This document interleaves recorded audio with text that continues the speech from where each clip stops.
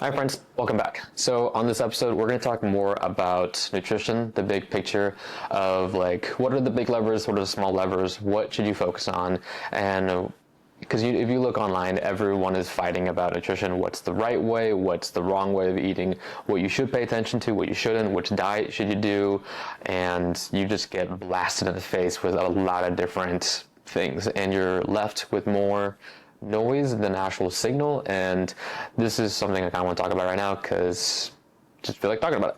And it's something that I've just kind of been seeing online a little more, people just being very confused of what the big levers are and our education when it comes to nutrition. Growing up kind of sucked, so I don't like that I had to go to school for all this stuff to actually finally learn it. And now, thanks to social media, there's more content out and people putting out great information, very credible sources. So we're going to talk about it. So that's going to be this main big episode, and I'm going to try to do this in one take because we're on take number 5 right now because I've had a little blurps in some of my words, and also apparently my floor of my apartment is very noisy with dogs right now, and I own a dog too. She's a pit bull mix, and every time she hears them or smells them, she runs to the door, and it's a whole thing. So this is take number 5, I think. So we're gonna do the best we can to move through this, so then we don't have to do a whole another take. So let's do this together. Okay. So when it comes to nutrition, there's 2 different charts that I pulled up to be very helpful. I'm gonna see if I can overlay them. If I can't, I'm gonna put them in a description underneath, and then but still try to describe them the best I can as I'm talking about this. So there's 2 big charts that I want to talk about where these people created these infographics that are super helpful. One is from a person named Alan Aragon. Hopefully I'm pronouncing his last name correctly. He is a very seasoned person within the nutrition research and coaching space for the last, I think, 20 years. And the dude's awesome. Great content, learn a bunch from him. Got 1 or 2 of his books over the years to teach myself more information.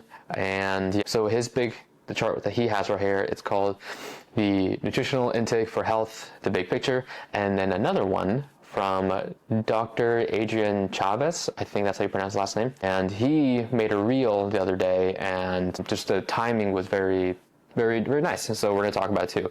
And both of them, there's a little bit of slight deviation between both of their charts of how they've made it, and you'll kind of see that theme with others too. I don't think there's one perfect chart yet that I've seen because there's just so many nuances and things that we're learning, and everyone's so different and it always depends. So I'm going to try to merge them together and give you my best kind of interpretation of it while describing out like in a hierarchy way so that you can follow along from like, okay, Calvin, what's the big lever, what matters more that I should focus the majority of my attention on, and then go up the scale from there. So first things first, when looking at Alan's chart and also looking at Adrian's chart, the number one thing when it comes to nutrition in the big picture, the big scheme of things, is that it has to be sustainable. You have to be able to adhere to it. You have to actually like the way you are eating and how your diet is actually structured. And I think taking maybe a step back there, so when you think of the word diet, many people think like, I need to lose weight. I need to lose 10 pounds. I need to look a certain way by whatever. So that's like dieting, but diet just means a structured way of eating.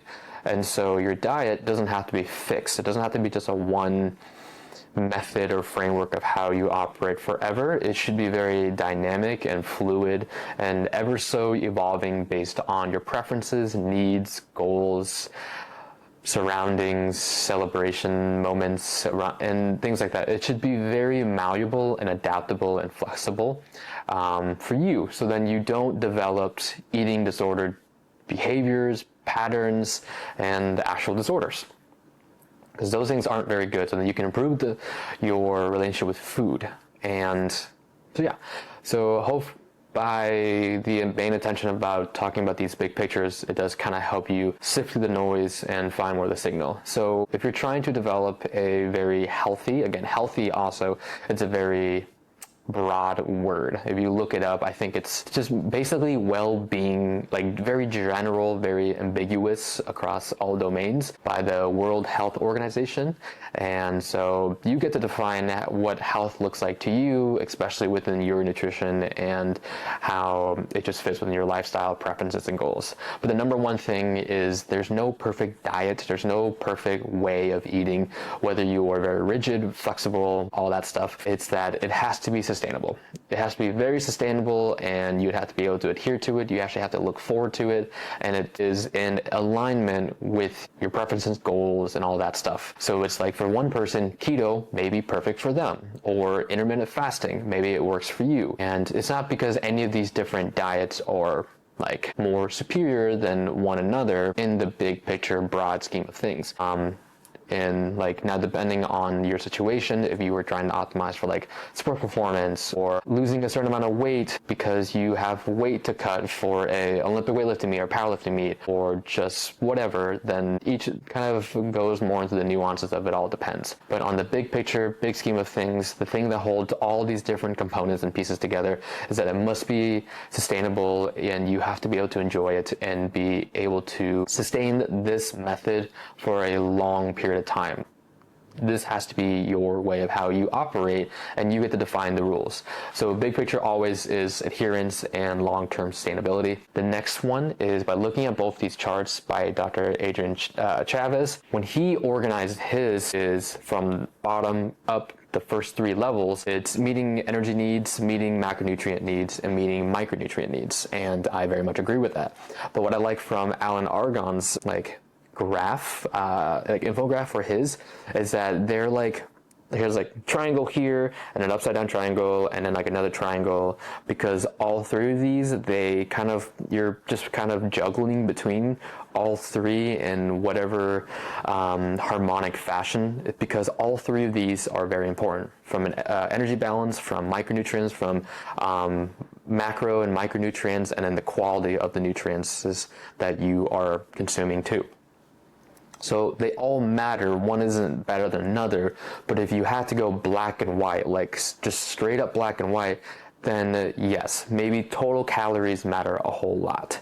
Like that's probably the first one. And then after that, it's probably looking at your macronutrients. So your proteins, your carbs, your fats. And then I always look at fiber as well with clients. But it's up to who you talk to and how they want to classify that stuff. But macronutrients, yes, it's the big three. So the proteins, carbs, and fats.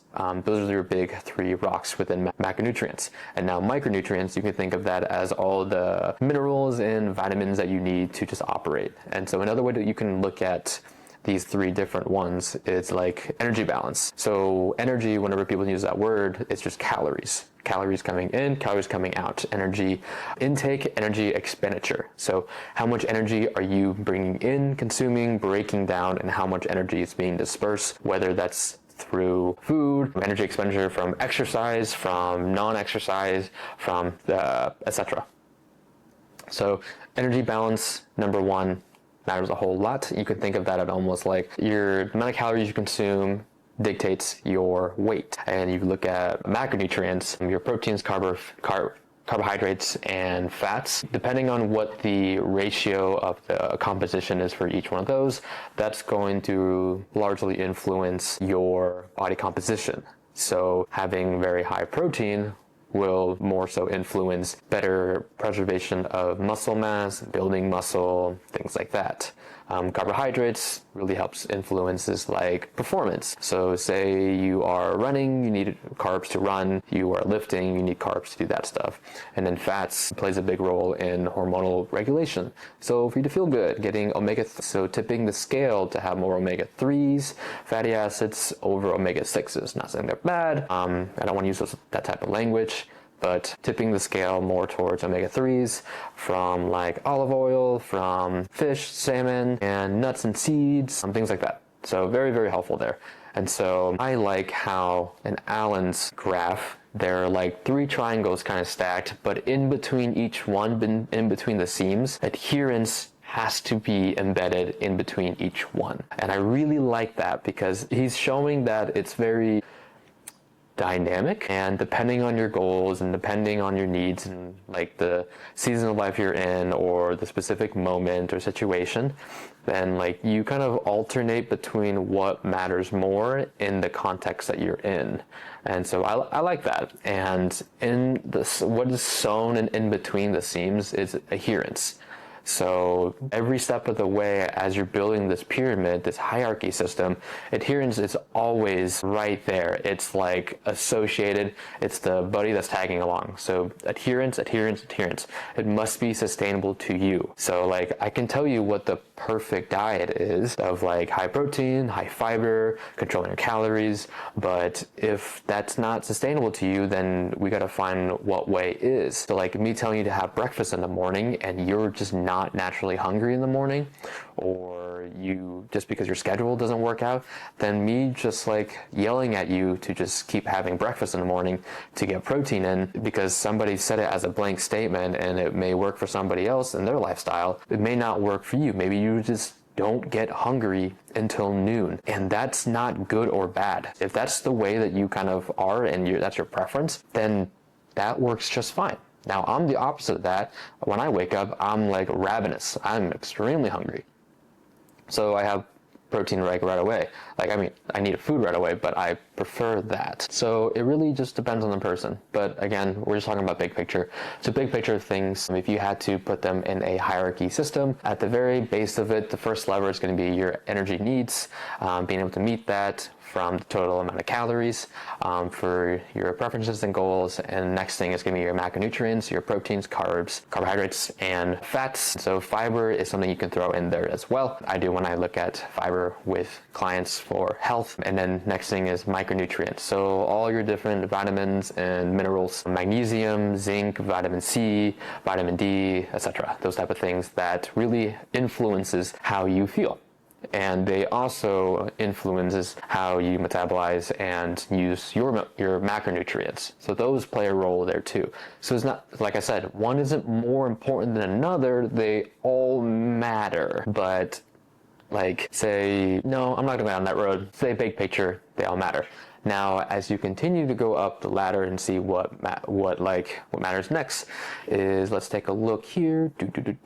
So the inclusion of nutrient-dense foods. So this is definitely where when you go up, like, okay, we look at energy balance, we got macros, micros, quality, and then including nutrient-dense foods. So there's processed food. Majority of the foods we do eat in 2025 is processed in some shape or form, like say meat sticks, say beef jerky, like that's been processed. You're not out there slashing down, hunting the cattle, and then packaging it up yourself by your own hands. Like beef jerky, that is processed. The water you are drinking, it is processed. So it's not as black and white as good or bad. And so it matters in the world we live, and especially for being able to get nutrients to people who are on the other side of the world, or say your supplements and stuff. So say you are a very on the go type of person, and you get one of those like Power Core, Fairlife protein shakes at the gas station or at the grocery store that has like 26 or 42 grams of protein. That's processed food, but it helps you meet your protein needs, your calorie needs. And say you're about to be in between a meeting, you might miss lunch, etc. Having that helps support you and give you the energy you need, and helps you meet your protein goals for that day. So then you're not just cramming in 100, 150, 200 grams of protein all at the end of the day, all in one meal. So yeah, so having more nutrient-dense foods is very important, and being able to discern between there are processed stuff and then ultra-processed stuff. So ultra-processed things, you definitely do want to minimize the amount of processed foods, like ultra-processed foods and hyper-palatable foods as you can. So that's definitely like, I kind of just skipped over this, the inclusion of nutrient-dense foods for a second. Sorry about that. But yes, so you want to minimize the amount of like highly ultra-processed, palatable type foods. Like think of like chips, candy, cookies, cake, things like that you can get on any shelf or on any table when you're at a grocery store, like that stuff. It's not saying it's bad, but you do maybe want to limit or control, or just not have that be the bulk of your dietary patterns. That's not what you're leaning towards majority of the times, because when you hear people say 20 rule,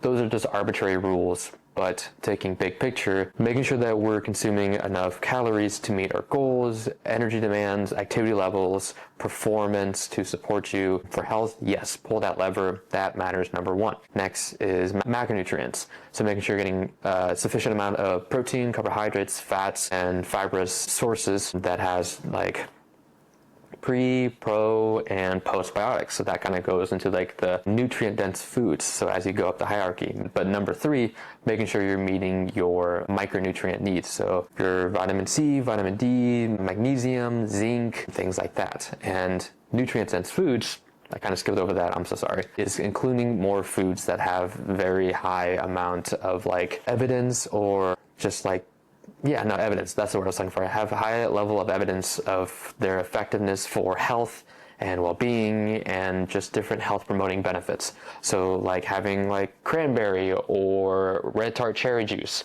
or things like that are very good for blood pressure and vasodilation, for things like that. Having more mushrooms for like magnesium.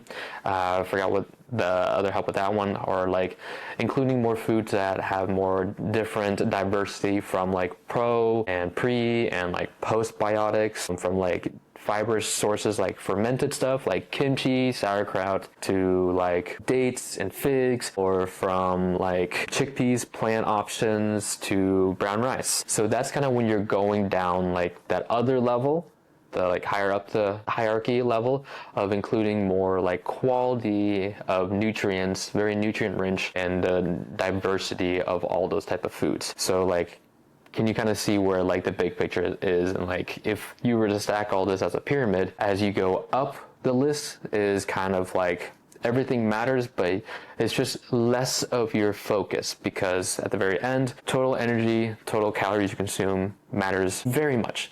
And then your macronutrients, and then your micronutrients, and then the like density and the quality of all of those nutrients. And then you go to the very top, things that don't matter as much is like the meal timing, or like what window to eat your food. Should you not eat it past 8 o'clock at night? Like those type of things. Meal timing honestly does not matter. Now in the context of like sports performance, then in that context, it matters a little bit more there. But again, we're just saying big picture, and it's all really depends.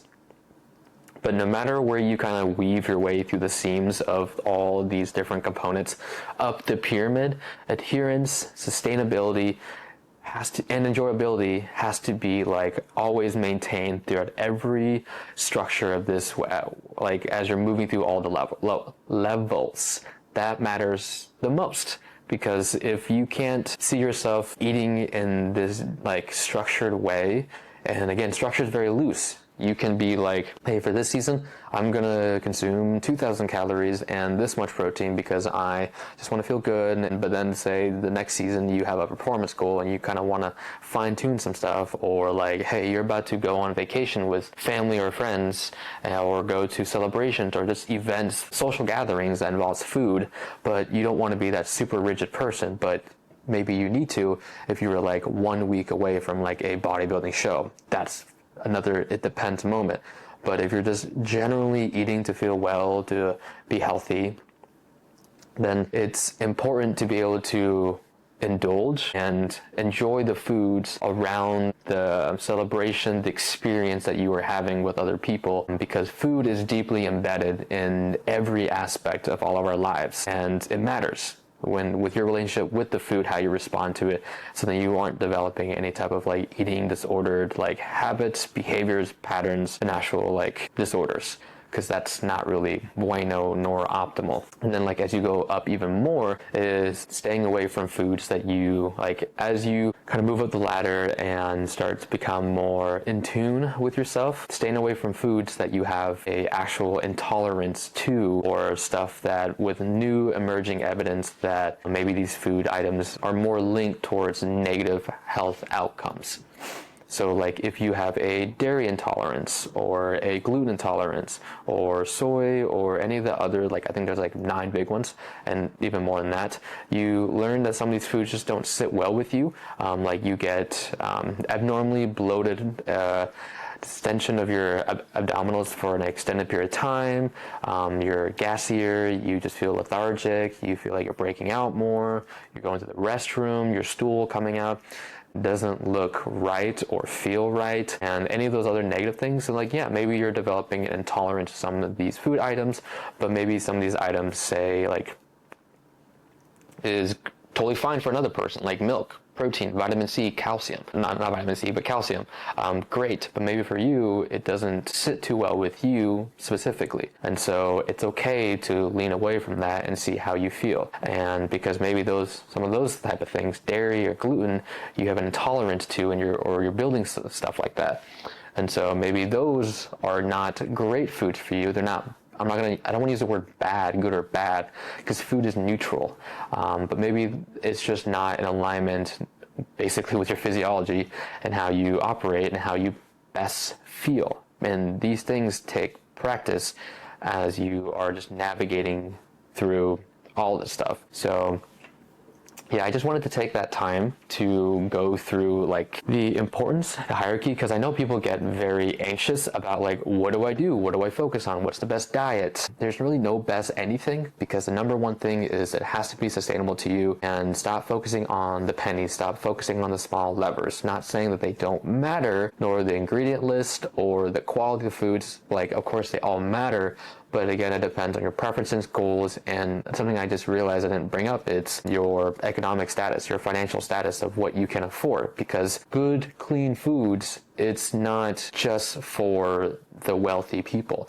You can eat well while having a lower budget towards food. It's just looking at maybe like the quality of the food and what you are actually buying, and then are we consuming enough calories first? So like, if the majority of your diet is composed of, like, say, the American diet that I have seen a lot, or just like me growing up, it's like, I remember growing up, the way that I would operate, I didn't know any better, my parents didn't know any better. Immigrant parents who owned a nail salon, they don't know anything. There was no science or nutritional education for me. Was like, okay, first thing in the morning, I just have sugary cereal. I just have tons of cereal and milk and frozen corn dogs. That's all. But maybe as a kid, it is what it is.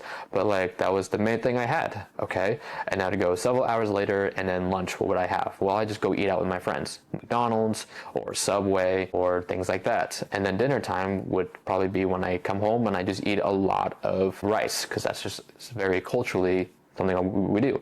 Rice with some protein, and I lean away from the vegetables just because it just wasn't my thing. And rice was the main bulk of everything with a lot of soy sauce. And then afterwards, dessert, some ice cream, candy or whatever, and then like later into the evening, maybe go hang out with friends, and then say we drive to Taco Bell and have that as like our like nightcap. So that type of standard way of eating, well, if you look at it, I was probably like, it didn't matter how many times I was eating, like the windows, because like you can have a meal one time a day or 6 times a day. Doesn't really matter in the big scheme of things. But like looking at each of those feeding windows, being like, well, of course I was gaining weight when I was younger, but it wasn't because I ate them either super early or super late in the day. It was just that looking at everything, the general consensus of all the food I was eating is that it was very calorically dense, very low in nutrient profiles, and it was high in areas where I didn't need it compared to others that were very low. So if you broke that down, being like, okay, well, first thing in the morning, cereal. Well, I'm not saying cereal is good or bad, but like, I use it before I go work out because I need that very high glycemic, blood sugar high, not blood sugar high, but like, I need my blood sugar to go up. I need carbohydrates. I need the glucose to be able to go train. But when I was younger, I just had it before I went to school and played video games. I don't really need that. And there was no protein or fats, really anything. It was just straight up sugar and carbs. So didn't need all that, so maybe I can use some more protein in all this stuff. And just having Subway or eating out whatever for lunch, that's fine. There was some protein in that. But again, carbs are really high, the oils from the fats are really high, and so the caloric density of the food becomes very high. So it's like, okay, there's that. And then whatever for dinner, again, very high rice, and it was mainly white rice, and I really just had rice and like protein, like whatever meat or fish my parents made. And so like, yeah, I was getting some protein there, but again, carbs very high, calorically it went up. And oh yeah, from the Subway, fats has more calories per gram than like carbs and protein does. And so when you look at the Taco Bell, like later in the evening or whatever fast food I decide to have with my friends in the evening, again, very calorically dense, very high in fat, carbs, and protein very low. Almost no fiber, very lacking of vitamin C, vitamin D, zinc, mineral, magnesium, all these other different nutrients. Almost no fiber in all this. Pre, post, and probiotics, none of that stuff. So you can see how it's like, it's not good or bad, but it wasn't very great. And me, the amount of movement I was doing, I guess kind of matched a little bit when I was like 16. But you can see how there's room for improvements. It's not like good or bad, and I'm not just going to explode. But if that was the structured way of eating, if that was my pattern for the next decade, 2 decades, 3 decades, 4 decades, then I'm going to definitely experience some negative health outcomes for sure. So now how you take all this and plug and play on your own, it's just start trying things. Just start looking at the big picture of being like, okay, if you don't know what to focus on, just focus on the bigger things first. Being like, okay, how many calories am I even consuming? Or what's the quality of my foods like? Or am I even just getting enough protein or fiber? And I know maybe it can seem overwhelming to do everything all at once, and you don't have to do everything all at once. You get to pick whatever angle to attack this that best suits your needs, but whatever you do, it must be sustainable, and you must be very adaptable depending on the situation.